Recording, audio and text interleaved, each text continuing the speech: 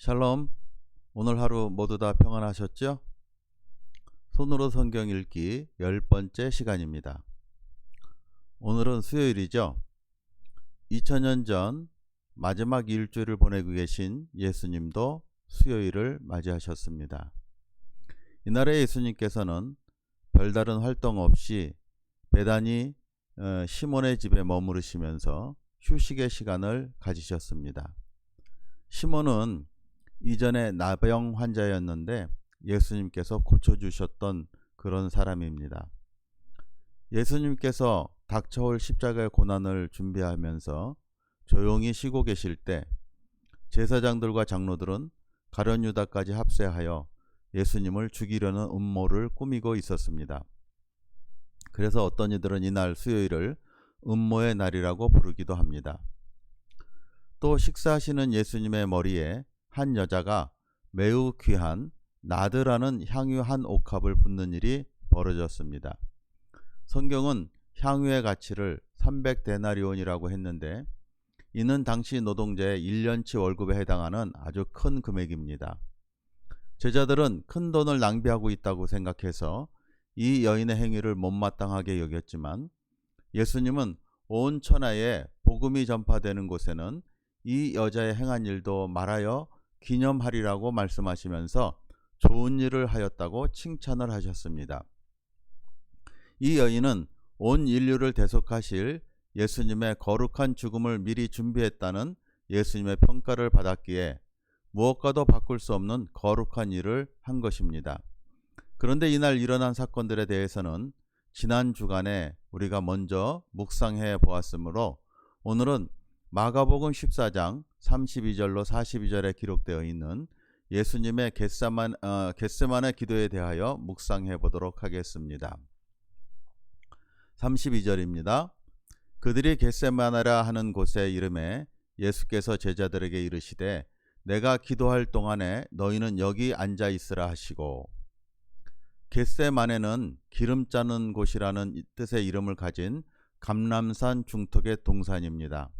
감람산은 예루살렘 바깥쪽에 있는 산인데 감람산이라는 이름처럼 올리브 나무가 많았기 때문에 한때 사람들이 겟세마네라는 그 동산에 모여서 올리브 기름을 짜는 일을 해서 붙여진 이름 같습니다. 누가복음 22장 39절과 요한복음 18장 2절에 의하면 이곳은 예수님과 제자들이 자주 찾으셨던 곳 같습니다. 이날도 날이 저물 때쯤에 예수님의 일행은 숙소인 베다니로 돌아가지 않고 겟세마네 동산에 올라갔습니다. 본절의 말씀은 예수님이 그곳에서 기도하려고 가셨다고 기록하고 있습니다. 예수님은 종종 조용한 곳을 찾아 외딴 곳 혹은 산으로 가셔서 혼자 기도를 하셨습니다. 예수님의 공생의 사역의 능력은 바로 이러한 기도를 통해서 받으셨던 겁니다. 우리 성도들이 받은 사명을 감당하는 능력도 예수님처럼 기도를 통해 받아야 우리의 사명을 잘 감당할 수 있다는 것을 깨닫게 되는 그러한 모습입니다. 날이 저물어 어둠에 쌓여갔을 때 겟세마네 동산은 폭풍 전야의 고요처럼 침묵이 흐르는 곳이었을 것입니다. 사실 어떤 의미에서 십자가 사건은 지금 이 겟세마네에서 본격적으로 시작했다고 생각해도 좋을 것 같습니다. 이곳에서 십자가 사역을 감당하시기 위해 기도를 시작하셨기 때문입니다. 어둑어둑하고 조용한 숲속에서 고뇌로 몸부림치며 땀방울이 핏방울처럼 붉어지도록 영적 사투를 벌이고 계시는 예수님을 생각해 봅니다. 33절입니다. 베드로와 야고보와 요한을 데리고 가실새 심히 놀라시며 슬퍼하사. 이러한 예수님의 모습을 마가는 심히 놀라시며 슬퍼하사라고 묘사하고 있습니다. 심히 놀라시며 슬퍼하신다는 표현이 다소 어색해 보이기는 하지만 놀랍다라는 뜻으로 쓰인 단어 엑삼베오라는 단어는 당황스러움과 극도의 긴장과 염려를 느끼는 감정을 나타내는 단어입니다. 시편에서 고통당하는 의인의 심리 상태를 표현하는 뜻으로 종종 사용되었던 그러한 단어입니다. 그러므로 겟세마네 동산에 기도하러 올라가신 예수님의 그때의 마음이 어떠하셨는지를 짐작할 수 있는 표현이라고 볼 수 있습니다. 이 죽음의 잔이 자기에게서 지나가기를 바라는 예수님의 인간적인 마음과 인간 구원을 위해서 십자가 사역을 감당하기를 원하시는 아버지 하나님의 뜻에 순종하셔야 한다는 그리스도의 마음 사이에서 극도의 긴장감을 느끼셨을 것이고, 고통의 사역을 견뎌야 하실 것을 생각하니 심히 염려스럽고 또 무섭기도 하셨을 것입니다. 그래도 피하지 아니하시고 순정함으로 감당하여야 하시는 그러한 결단이 있으셨으니 놀라시며 슬퍼하는 예수님의 마음을 알 수도 있을 것 같습니다.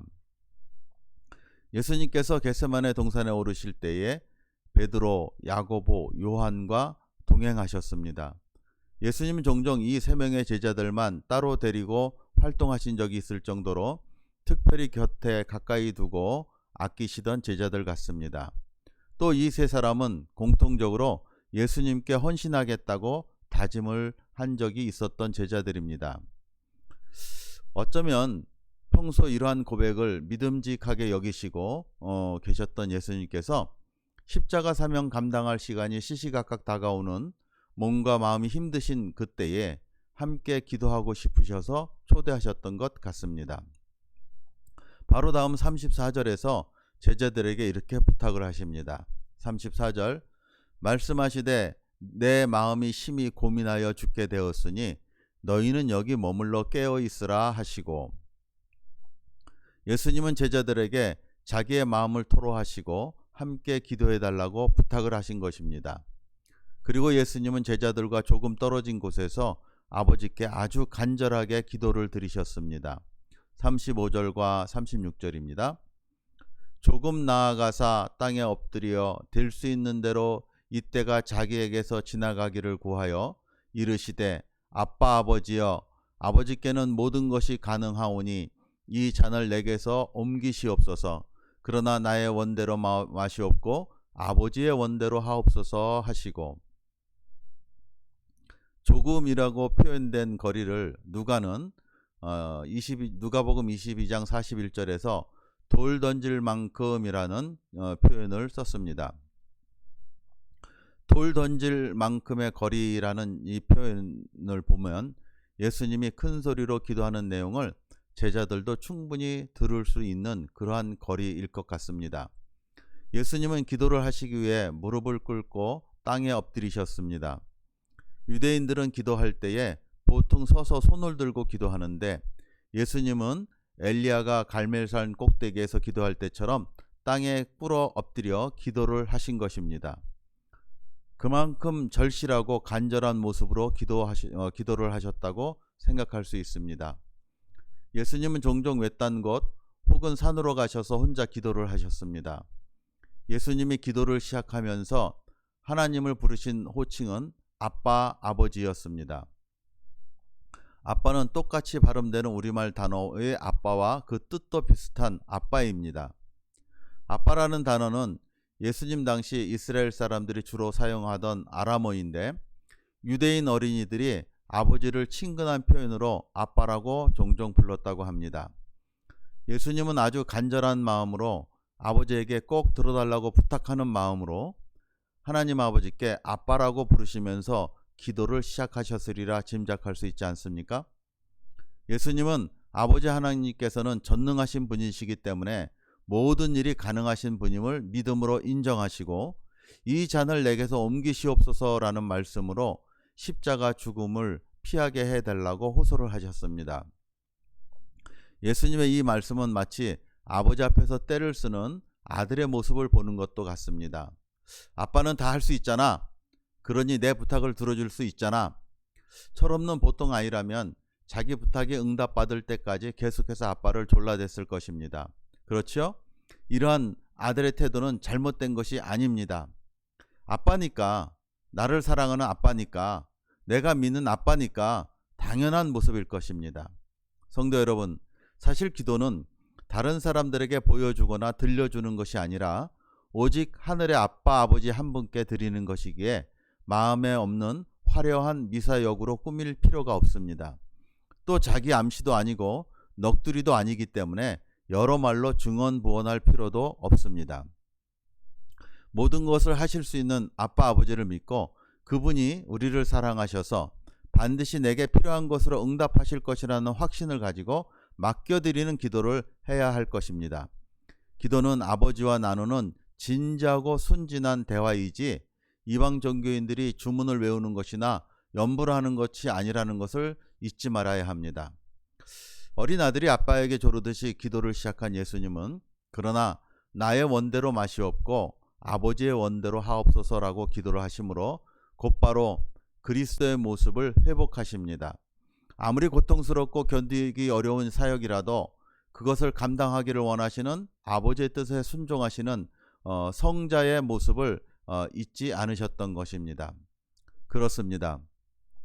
주님이 이 사명을 감당하지 않으시겠다고 하면 만세전부터 작정하시고 예정하신 인류 구원의 성부의 계획은 이루어질 수 없는 것입니다. 예수님의 이 기도는 참으로 올바른 기도의 모범을 우리에게 제시합니다. 기도자는 자신의 요구를 꾸밈없이 진솔하게 아뢰면서도 하나님에 대한 깊은 신뢰를 가지고 그 기도에 대한 응답은 하나님의 주권에 맡겨드리면 되는 것입니다. 이것이 우리가 드려야 하는 기도의 모범인 것입니다. 예수님은 이렇게 간절히 기도하시다가 잠깐 제자들에게 돌아와 보십니다. 37절입니다. 돌아오사 제자들이 자는 것을 보시고 베드로에게 말씀하시되 시몬아 자느냐 내가 1시간도 깨어 있을 수 없더냐. 기도 부탁을 하고 홀로 기도를 하러 가셨지만 그리고 예수님의 기도 소리를 다 들을 수 있는 거리에 있었지만 제자들은 골아떨어져 잠을 자고 있었습니다. 제자들은 예수님의 마음을 전혀 공감하지도 못하고 이해하지도 못하고 있었다는 것을 잘 보여주는 장면입니다. 늦은 밤이고 어쩌면 저녁 식사 후 식곤증이 몰려왔을지도 모르고 그동안 쉬지 못하고 행한 힘든 사역으로 심신이 피곤했을지도 모릅니다. 이렇게 기도를 하지 못하는 제자들의 이유는 바로 오늘날 내가 기도하지 못하는 이유라고 말하는 것과 별반 다르지 않다는 생각도 듭니다. 물론 38절과 40절의 말씀을 보면 이러한 제자들의 형편을 예수님도 아셨던 것 같습니다. 그러나 시몬아 자느냐 내가 1시간도 깨어 있을 수 없더냐 라고 하시는 예수님의 말씀 속에는 실망과 꾸지람의 의미가 담겨 있는 것 같습니다. 여기서 1시간이라고 하신 예수님의 말씀에는 특별한 의미가 있습니다. 모든 시간의 성질이 다 같은 것은 아닙니다. 이때와 같이 특별하고 중요한 때가 있다는 것을 알아야 할 필요가 있다는 것입니다. 지금 우리가 다른 때와 달리 고난주간을 맞이하여 손으로 성경 읽기를 작정하고 열심히 성경을 읽고 쓰고 묵상하는 것 같이 특별한 1시간 동안 우리는 생리적 일상적 리듬을 잠시 깨워버려서라도 하나님을 만나고 교제하는 일에 특별히 민감하게 반응해야 하는 때가 있다는 것을 명심해야 합니다. 항상 그렇게 못하더라도 꼭 그렇게 해야 하는 때에는 반드시 그 자리를 지켜야 할 것입니다.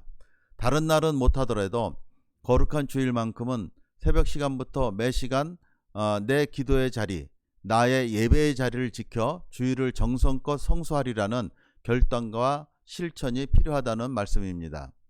담임 목사님이 선포하고 독려하는 특별 기도 시간만큼을 순종함으로 내 자리를 지키는 것이 성도라면 반드시 필요합니다. 내가 작정하고 기도할 때에 그 시간만큼은 열심을 내어 자리를 지키는 것이 필요합니다. 그것이 예수님의 말씀하신 1시간이라는 것을 잊지 마시기를 바랍니다. 38절입니다. 시험에 들지 않게 깨어 있어 기도하라. 마음에는 원이로되 육신이 약하도다 하시고 34절에서는 여기 머물러 깨어 있으라 하셨는데 지금 38절에서는 깨어 기도하라고 말씀하십니다. 이 두 구절의 성경 말씀은 모두 기도하라는 말씀인데 처음 말씀보다 두 번째 말씀하실 때에 더 구체적으로 말씀하신 것은 제자들의 각성을 촉구하신 것입니다. 사실 기도한다는 것은 깨어있다는 증거입니다. 또 기도는 깨어있기 위한 방법이기도 합니다. 기도하지 않으면서 나는 영적으로 깨어있는 사람이다 라고 말하는 것은 힘듭니다. 기도하지 않으면서 나는 열심으로 신앙생활을 하고 있다고 말하기도 힘듭니다. 나름대로 이유가 있겠지만 객관적으로 설득력을 갖지는 못합니다.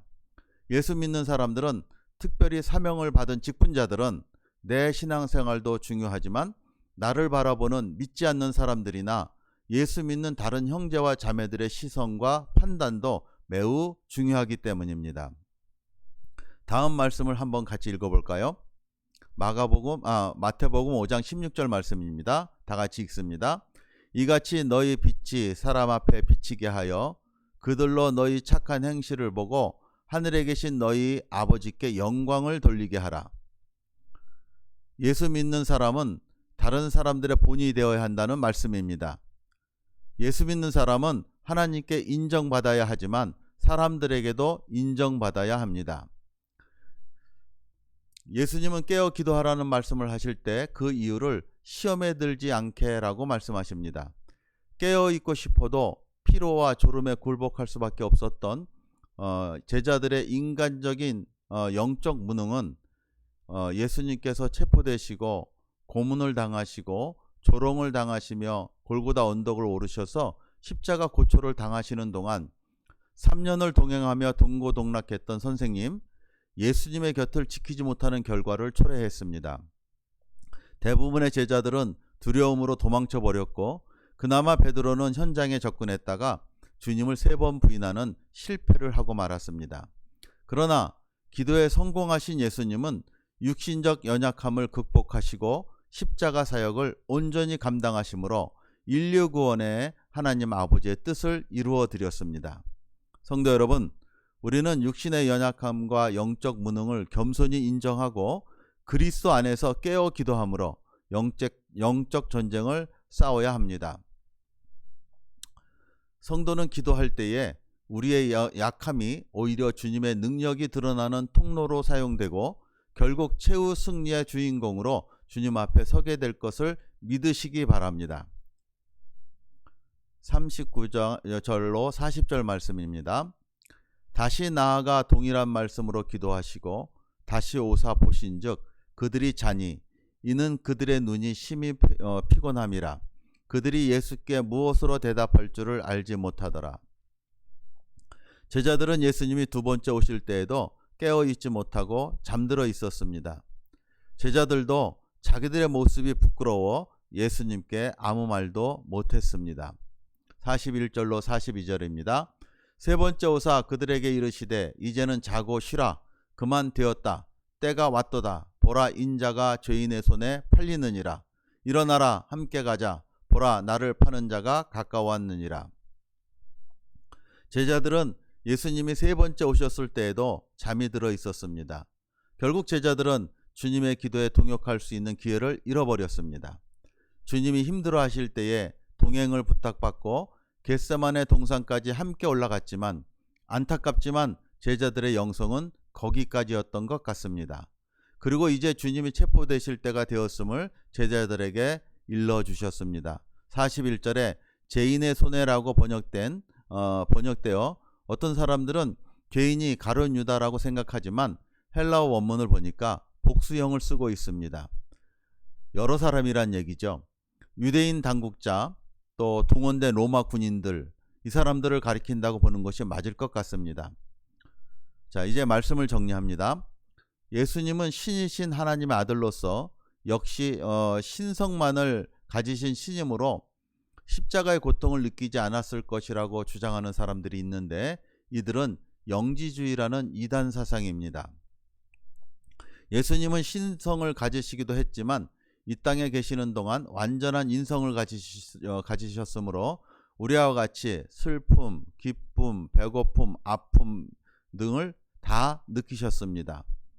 그러므로 십자가 고난을 앞둔 예수님은 당하실 고통을 아셨기 때문에 인간적인 두려움과 공포로 인해 놀라고 슬퍼하시며 당황스러워 하셨습니다.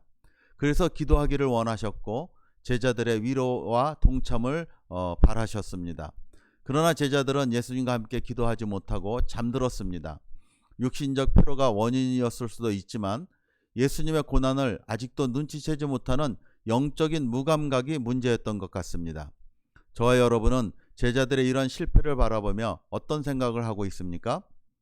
힘들고 어려울 때일수록 더욱더 부지런히 기도 생활을 해야 합니다. 또한 기도할 때에 어떤 응답이든 자신의 뜻이 아니라 하나님 뜻대로 이루어지기를 기도하셨던 예수님을 기억해야 합니다. 우리는 많은 경우 우리가 원하는 것이 이루어지는 것에 관심을 가지고 그렇게 기도하곤 합니다.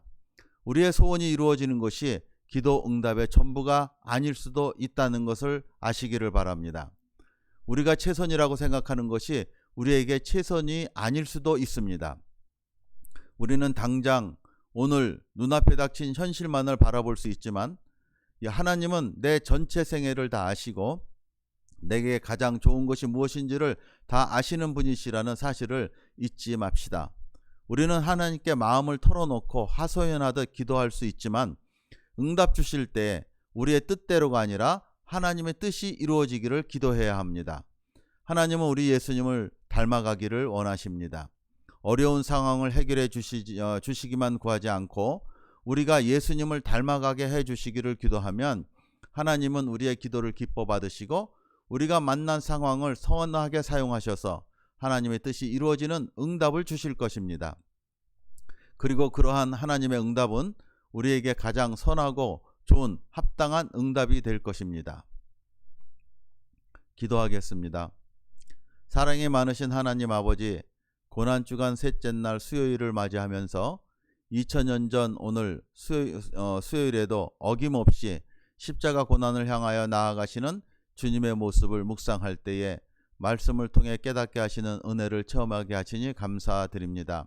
특별히 오늘은 본문을 통하여 예수님의 겟세마네 기도를 묵상하게 하셨는데 예수님의 기도를 묵상하며 그동안 저희들이 나의 소원만을 바라며 내 생각에 좋은 것을 기도하며 응답받기를 기도했던 것을 기억하게 되었습니다. 저희들의 어리석음을 용서하시고 저희들도 예수님처럼 아버지의 뜻이 이루어지기를 기도할 줄 아는 주님의 자녀들이 될 수 있도록 믿음의 지혜를 허락하여 주시옵소서. 아버지의 뜻이 내 삶 속에서 이루어질 때에 내게 가장 좋은 응답이 된다는 믿음을 허락하여 주시옵고 그 믿음으로 나의 기도의 자리를 잘 지켜내는 성도가 될 수 있도록 우리의 삶의 모든 길을 인도하여 주시옵소서. 고난주간 동안 말씀을 읽고 쓰며 묵상하는 주님의 자녀들을 지켜주셔서 처음 마음을 잃지 않고 끝까지 실천하여서 이를 통해 역사하시는 아버지의 은혜를 풍성히 받고 누리는 우리 진흥역교회 어린이 청소년 성도들과 교사들이 될 수 있도록 인도하여 주시옵소서. 예수 그리스도의 이름으로 기도드립니다. 아멘.